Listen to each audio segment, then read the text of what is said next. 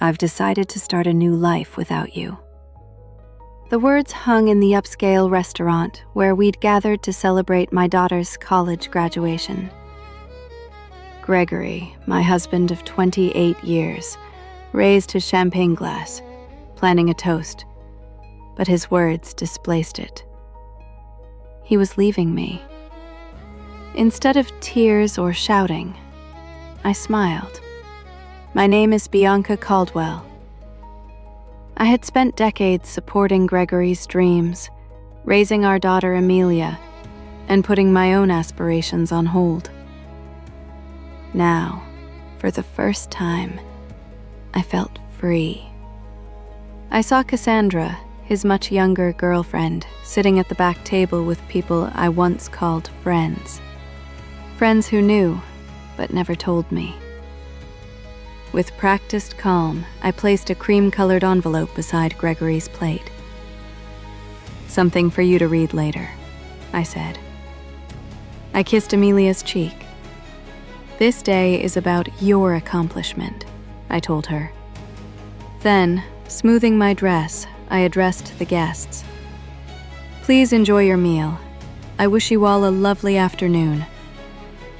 I walked out, leaving Gregory stunned, his grand plan derailed before it began. Outside, the summer heat hit me like a wall, but I welcomed it. The envelope contained the beginning of my meticulously planned revenge. Gregory had underestimated me, the practical one in our marriage.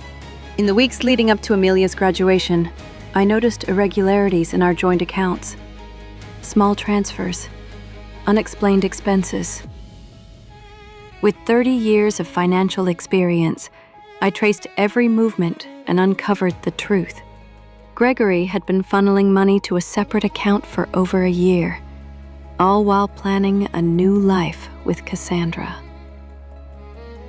I consulted attorneys, documented every hidden transfer, gathered evidence of their affair, and prepared divorce papers. I timed everything perfectly, knowing Gregory would want to wait until after the graduation to avoid ruining Amelia's big day.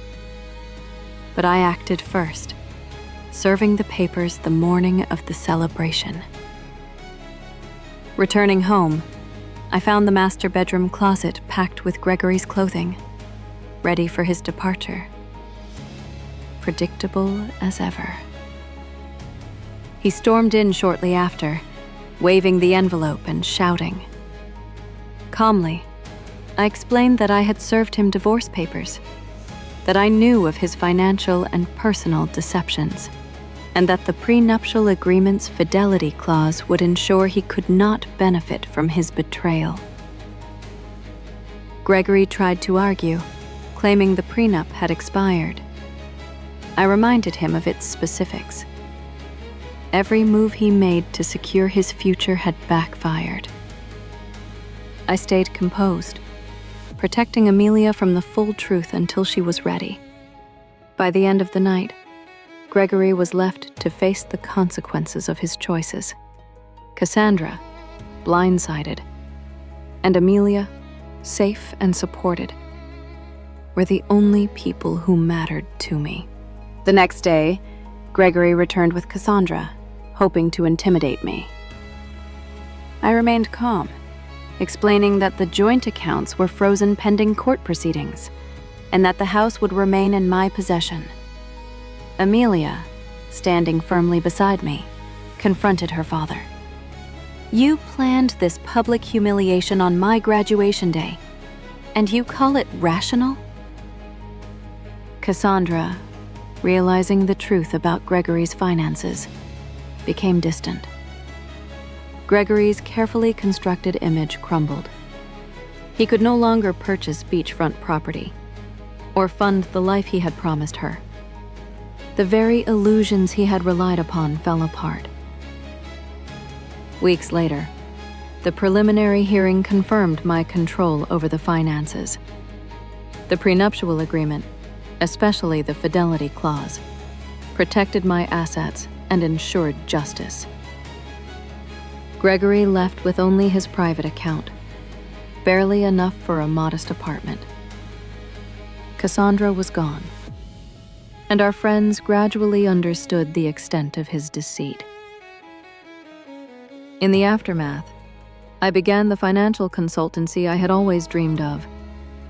Helping women navigate major life transitions gave me a sense of fulfillment I had never known. Amelia, proud and supportive, visited often. If Dad had been honest from the start, she said, he might have kept half of everything. Sometimes, people cannot see beyond what they want in the moment.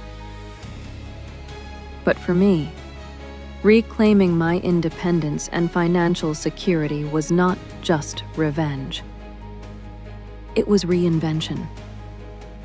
The envelope I had given Gregory had unlocked not just my freedom, but the beginning of a new life.